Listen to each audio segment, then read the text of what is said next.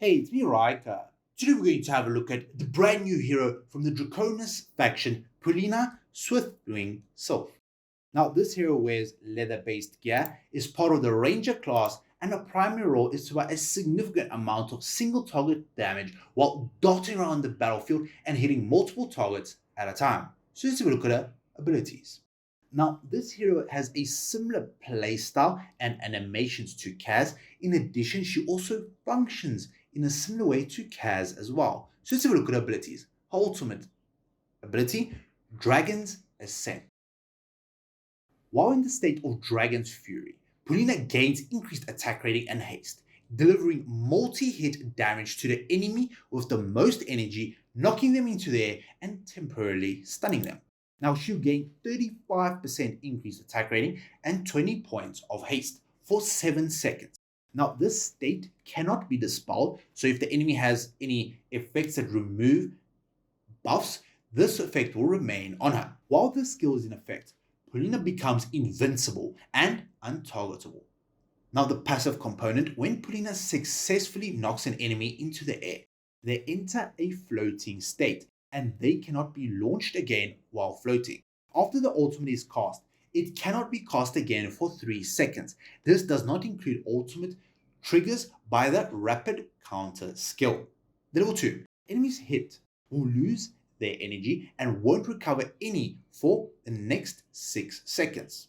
The level 3, at the start of battle, Pulina unleashes an ultimate skill without consuming any energy. So as we can see, this gives her a bit of increased damage, haste, and provides a bit of invincibility for her at the beginning of battle. Her next ability, Unyielding Momentum.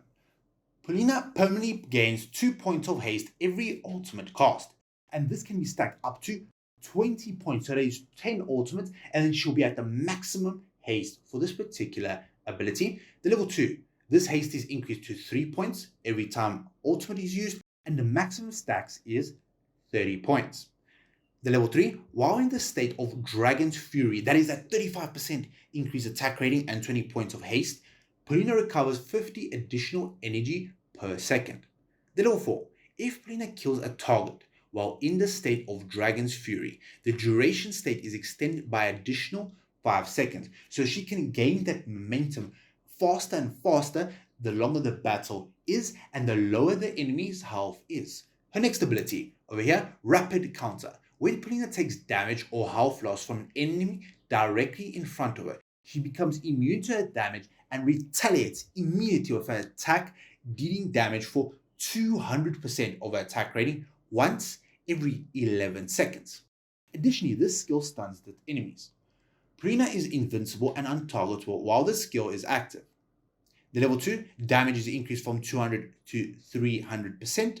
The level 3, this skill can be triggered once every 8 seconds, so this is a improvement from 11 to 8. And the 30, Engravings. Heroes hit by this skill deal 80% less damage to Pulina for 12 seconds.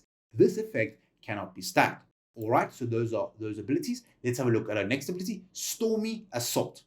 If her ultimate knocks target into the air, it triggers the skill Stormy Assault. If Pulina knocks an enemy with a rapid counter, her energy is no less than 30%, it will trigger an ultimate that consumes all of her energy to deal no less than 40% of the ultimate's damage before triggering the skill Stormy Assault.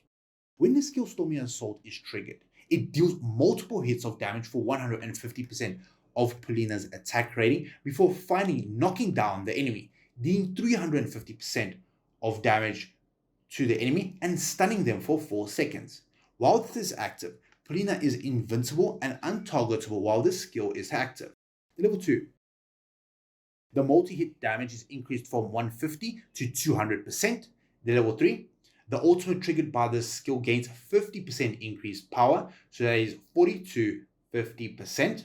And the 60, Engravings. When Stormy Assault deals damage, additional Dragon Speak damage equal to 250% of her attack rating will be dealt. So let's have a look at her signature item. When you unlock Chains of Tempest, Pulina converts 25% of the damage dealt to floating targets into health. So this is a bit of self-heal. The level 10, Pulina converts 35%, so that is 25 to 35% extra healing. Level 20 unlock. Pulina gains 50 additional energy if she's unable to successfully knock the enemies into the air. This does not include normal attacks. And the 30 signature item, she gains 100 additional energy points if she is unable to successfully knock the enemies into the air. This does not include normal attacks. And finally, the 40 signature item. Each time Pulina knocks an enemy into the air, she steals 45% defense rating for 9 seconds. So this is a bit of extra damage reduction for on top of her invincibility and being untargetable as well. So let's have a look at her furniture. Draconic Mastery. For every point of haste Pulina gains, her instant permanently increases by 2 points up to a maximum of 40 points, 9 out of 9. Each time Pulina knocks an enemy into the air, she gains 20 points of physical pierce, and her dragon speak damage is increased by additional 60% for the next 7 seconds.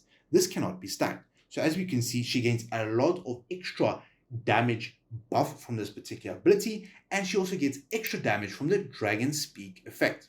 So let's have a look at how she does in battle. Right, we're going to start off with the training dummy right over here. So immediately, as soon as she starts battle, she starts slashing and stabbing the enemies. Now we can see that she's hitting multiple strikes on the same target. There we go. There's the knockback, and there's the ability over here. So she triggered her ultimate without using her ultimate ability. So this does not consume any energy, but it does give her that 35% increase attack rating and 20 points of haste as well. So we can see this little fiery effect around her, which allows her to hit the enemies multiple times in battle. So let's have a look at our ultimate. As we can see, immediately teleports to the enemy target, hits them multiple times, and so it's dealing a tremendous amount of damage. So let's have a look at how she does at a much higher level deficit. So, all right, we can see from this particular team that Pulina did a massive amount of damage to the enemy heroes. Now, she was in the front line and easily able to tank and deal a tremendous amount of single target damage to the enemy targets that she's currently facing. So she used the ultimate over here and dashed to multiple targets around the battlefield. As we can see, she's slashing and stabbing the enemy targets. Now, because she becomes invulnerable and invincible, this forces the enemies to walk towards your allied heroes. So this damage reduction is only for her and not for our allied heroes. So this does provide a bit of distraction, having to force the enemies to move around the battlefield back and forth from your allies to Pulina. Now, what is the minimum investment that I would recommend is to this allied hero? Now, this hero is not particularly strong, and I would not recommend investing too much into this allied hero. Even though she has a lot of single target damage, she does not provide any utility-based effects for a team, such as any cheat deaths, additional damage, or anything like that. She's mainly a single target damage dealer, and currently there are many damage dealers currently available, which outclass her in many different aspects, either dealing a tremendous amount of AoE damage, single target, or a combination. I would simply get the minimum investment for at least 20 signature item if you would like to build this particular hero. However, I do not recommend getting her 9 out of 9 furniture or any of her 30 or 60 engravings on her kit over here.